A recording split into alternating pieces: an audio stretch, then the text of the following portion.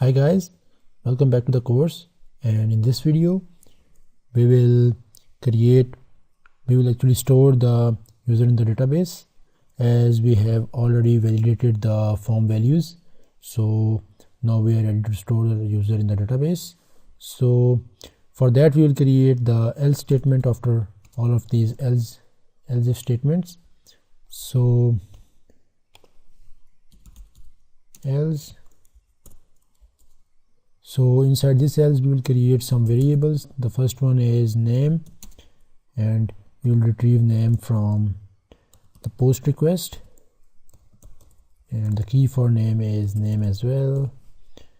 You know what, I think we should use MySQL real escape to escape this value, because we will be using these variables directly for inserting the into the database.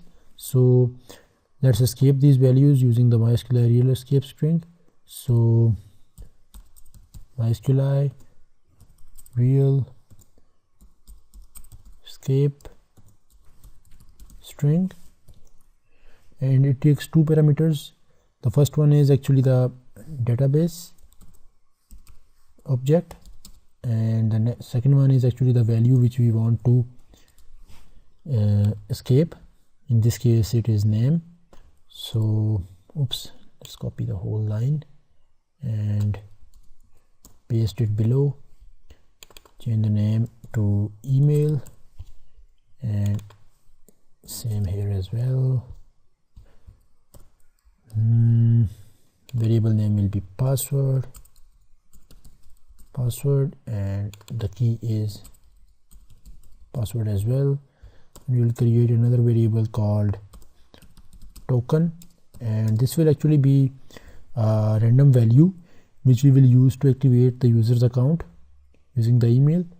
So we will use binary to hex method to create the random token, and inside that we will use open SSL underscore random pseudo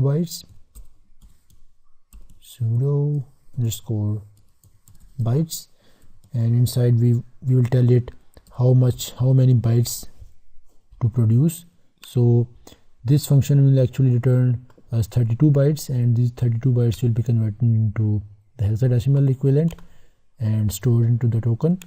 So now let's go ahead and construct our query, as we have all the values. So construct the query, and it will be like insert into users values. No, first of all we have to specify the name of the columns for which we want to insert the values. The first one is name, the second one is email, third one is password, and last one is token. And now we will specify the values. So the values will be, the first one will be the name, so the value of name will come from the name variable. Similarly for the email, and similarly for password and token as well. I think the query is all right. Now let's go ahead and execute this query on the database object. So as you know that we have already included this db.php file, and this file actually includes the database object. So we will use that object, and we will execute this query we just created. So we will execute this query on this database object, and let's save it, and let's go ahead and refresh it. As you can see, there is no error. So let's go ahead and provide the values, and 1 2 3 4 5 1 2 3 4 5, and register.